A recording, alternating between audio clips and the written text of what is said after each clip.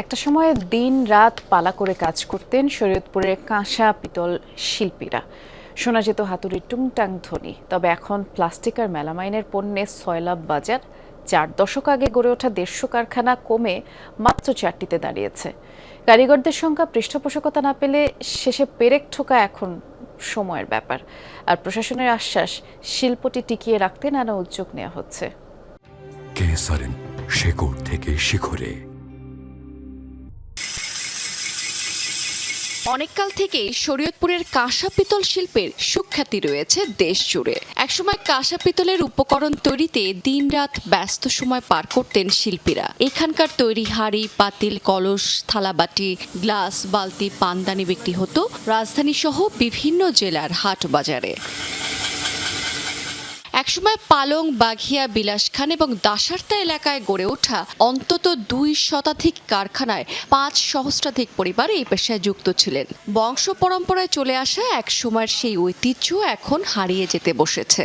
বাবার থেকে আমরা শিখছি, তারপর বাবা চলে যাওয়ার পরে আমি 30 বছর ধরে আমি করতেছি। দিন দিন জিনিসপত্রের দাম বাড়িয়ে যাওয়া, অনেক কাঁচামালের দাম বাড়িয়ে যাওয়াতে আমাদের নতুন মালের দাম পড়ে যায়, অনেক পত্তা বেশি পড়ে যায়। আমরা পাকিস্তানি পিরিয়ড থেকেই আমাদের এই কাঁচামালের এই ব্যবসা, পিতলের ব্যবসা, আমার বাবা মরে গেছে তাই আমাকে শিখাইতে গেছে, তাই আমরা এই ব্যবসা ধরে রাখছি।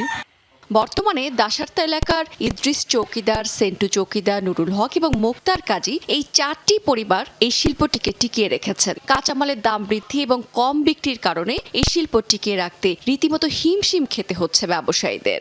ভারতের মালটা যদি মনে করে নাই তো তাই আমু মালটা রালিং বেশি চলতো, ওই মালটা আহার কারণে হইলো আমু মালটা রালিং কমে রেখে দেয়। মজুরি নাই কে করুম কি, তারপর চলে না, এই হইলো এক। আর হইলো মনে করেন ওই দিনাদিন পিতলের দাম বাড়ে কিন্তু বরঞ্চ আমাকে মজুরি বাড়ে না। স্থানীয় প্রশাসন বলছে এই শিল্পটিকে টিকিয়ে রাখতে সব ধরনের ব্যবস্থা নেওয়া হবে, প্রশিক্ষণের আওতায় আনা হবে কারিগরদের।